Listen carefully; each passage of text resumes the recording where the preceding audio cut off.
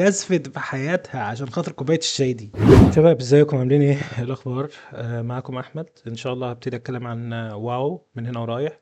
انا بحب ووركرافت، وورلد اوف ووركرافت اونلاين. اتس ذا بيجست، اكبر ام ام او موجود حاليا وانجح واحد. كنت بلعب من 2008. كنت بلعب في جلد، على فكره جلد قوي، في شاترد هولز بي في اي بي في بي سيرفر. كان اسمهم ليكويد.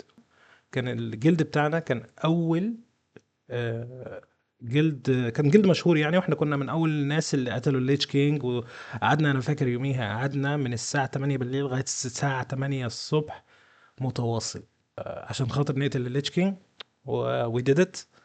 um, it was exhilarating صراحة. it was one of the best moments. اكتر حاجة عشتها في حياتي يعني.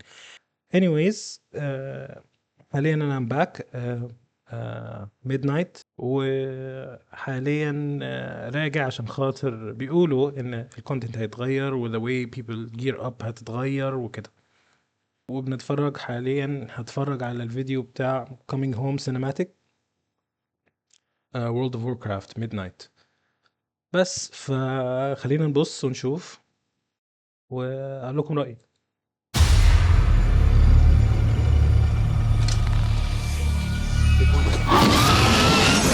واضح انه بلاد إلف روج.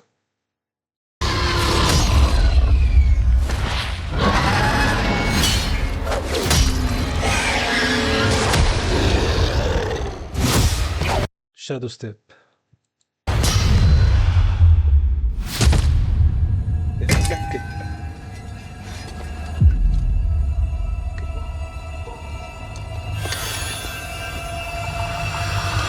Yes! yes! Woo!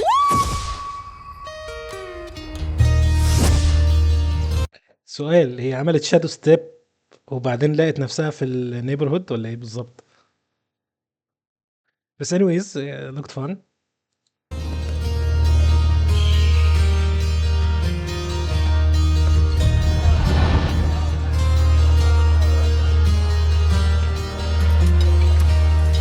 انا عامة معظم شخصياتي كلهم بلادلف هورد.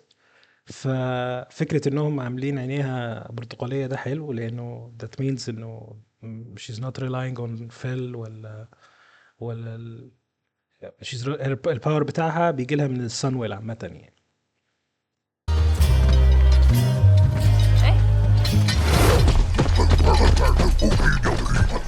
No time for play!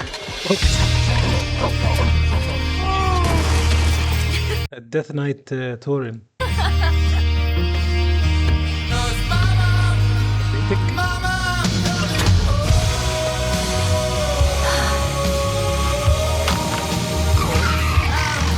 واضح ان ده كان سويتش السيارة.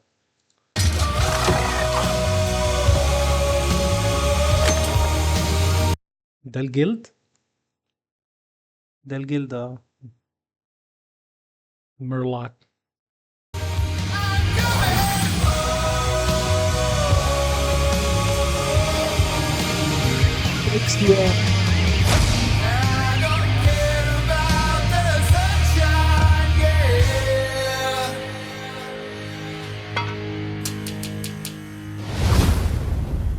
لا، سؤال يعني، كان عندهم تقنية الكهرباء بتاعت النار دي.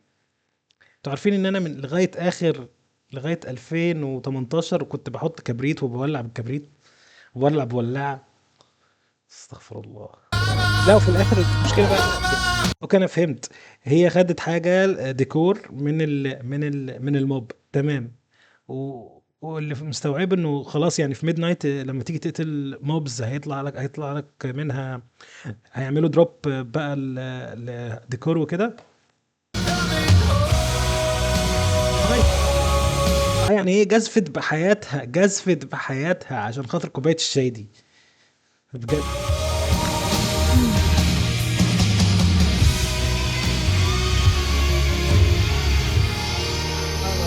Adventures going World of Warcraft Midnight. Yeah, it was fun. It was fun. كان حلو. I liked it.